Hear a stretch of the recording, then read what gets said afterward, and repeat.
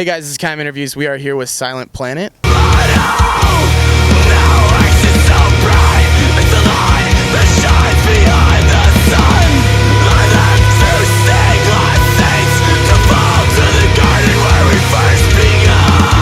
You guys are pretty much ending your CD release tour, so how's that been going for you all so far? It's really good. We've been out for about a month and a half, and we did a tour before this with Ongoing Concept and a band called Lion Fight from Chicago, and it's just been rad.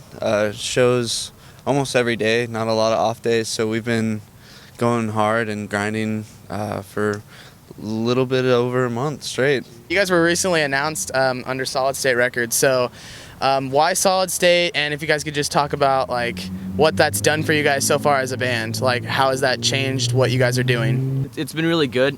We felt like as far as like the whole vibe of labels, you know, Solid State was like a good place for us to go with our whole aesthetic sort of, as well as theirs. And everybody at the label is super cool, and it's really been awesome because it's kind of just propelled us higher up in the so-called food chain, if you will. What was it like the day the CD was released for you all, that, you know, fans were all of a sudden hearing of your guys' name that, you know, nobody had ever, you know, heard before? That was really, really exciting for us because this record has taken a long time to finally get done, and I know for us personally, just holding the copy was like surreal. It was like crazy to open it and just be like, wow, like it's all right here. You know, there's like a barcode on it, and we noticed like as we would continue to keep playing shows, like even right after that CD release, people were running up to us at certain parts and like shouting the words with us, and it was just like, whoa, that is awesome. You know, the whole release has been cool. Solid State's done a really good job with the rollout, and we owe a lot to many bands that are have established themselves, have stuck their neck out for us. Dudes in Phineas and August Burns Red and For Today, to name some, have just really been helping us with this release, and both with advice or telling people to check it out, and we really seriously appreciate that so much. Without them, I think it would have been a lot more difficult to get the word out. Yeah. So artistically, you guys have like a really cool like image and have really good merch and all this good stuff. So I kind of want to talk about, where did you guys get the like inspiration for that? Who kind of runs that and crafts this sort of like image that you guys have for yourselves? Gary kind of takes over on the merch. He's kind of the dude with he's always thinking forward.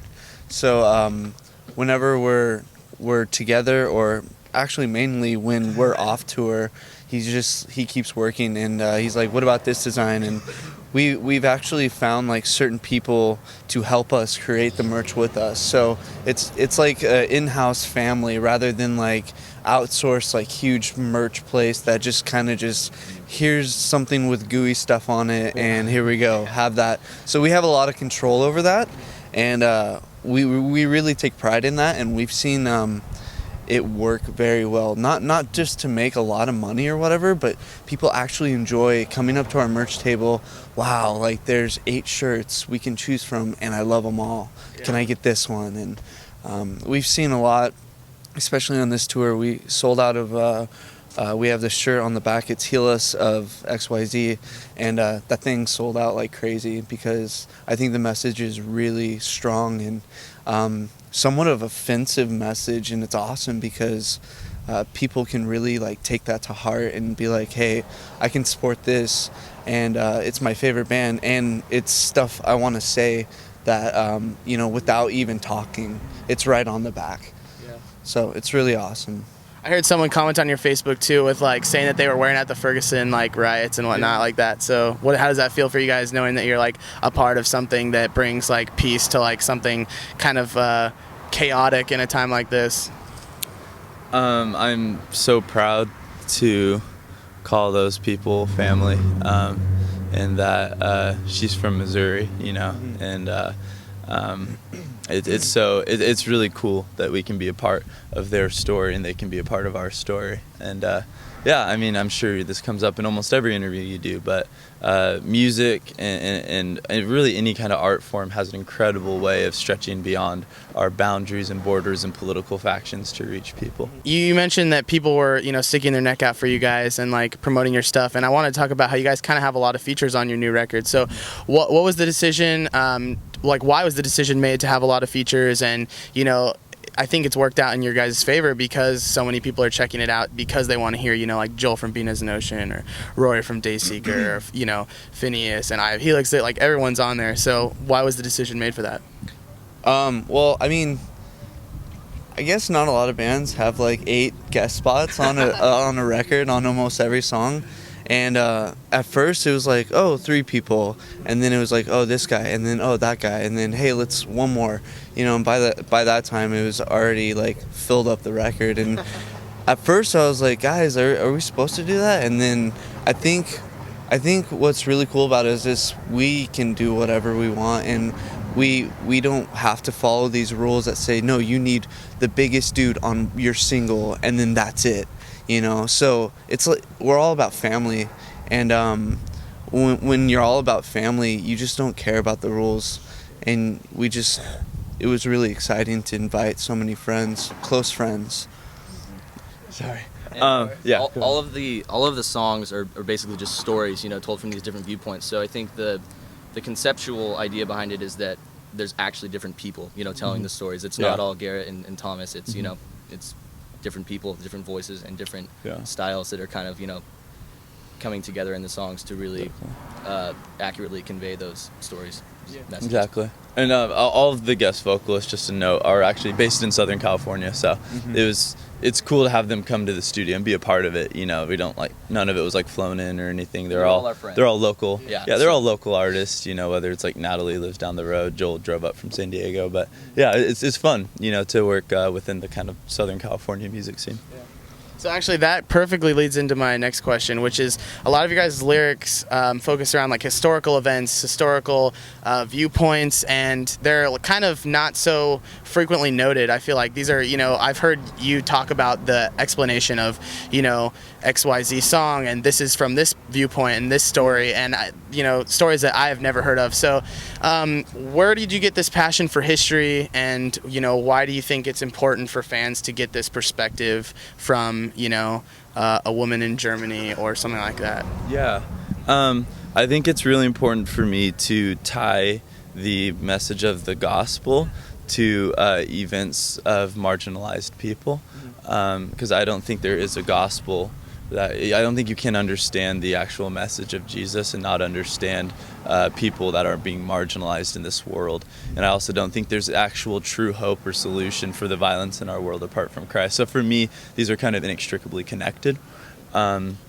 And so that's sort of where these stories come from. And it's actually cool. I've noticed that our whole band actually really has a passion for history. I mean, Igor's taught me a lot about Russian history. He's from there. And Mitch is constantly reading.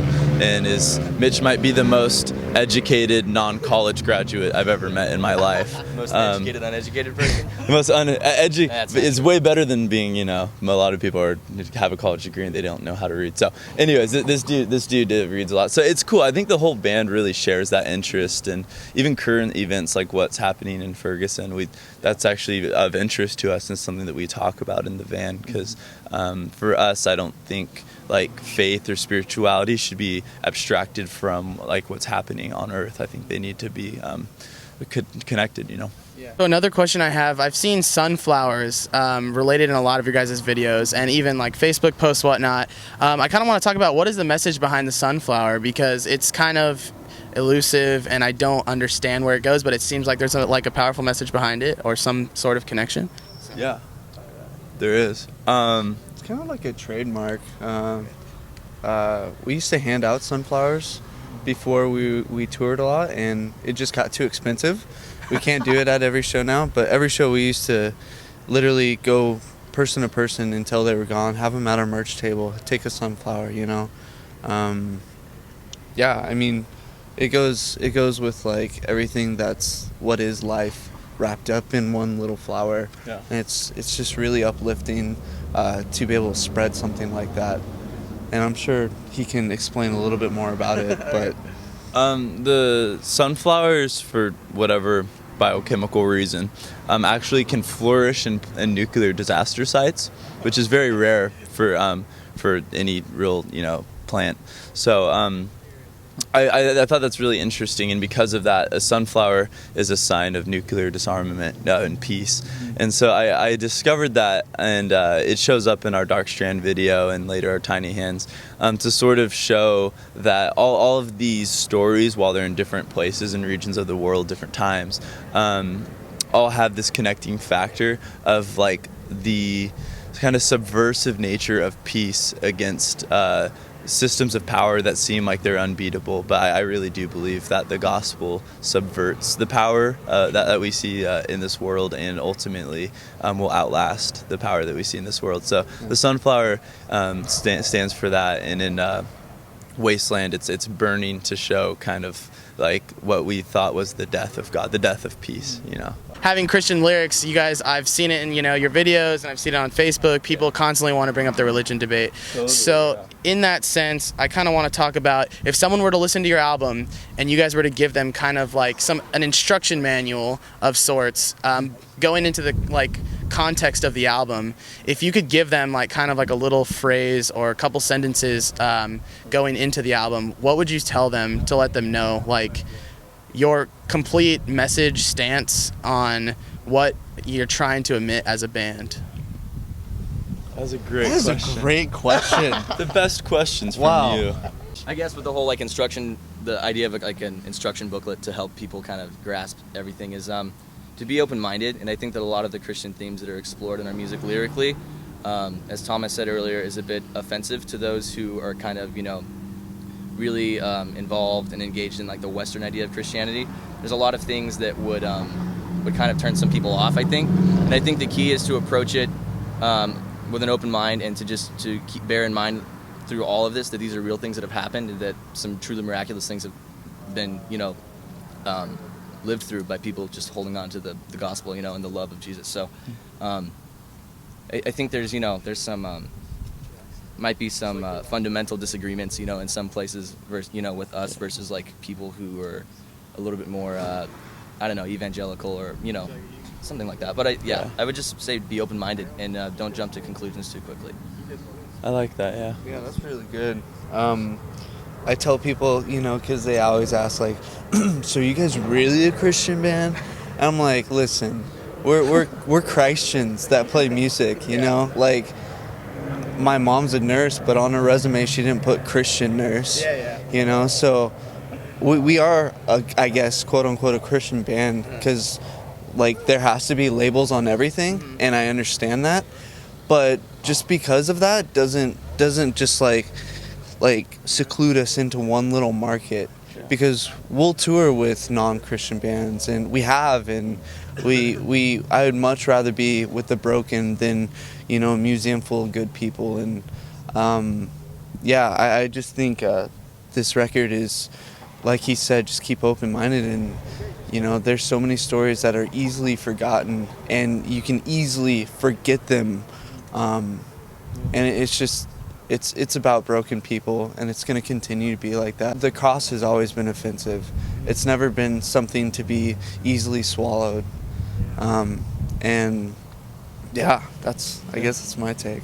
That concludes the interview, so thank you so much for having us. Dude, thank you. Yeah, dude. Can I get bring it in, Let's yeah. Come on now. Let me Beard hugs. Beard hugs. Thank you so much for watching. Check out Silent Planet and get the record, The Night God Slept.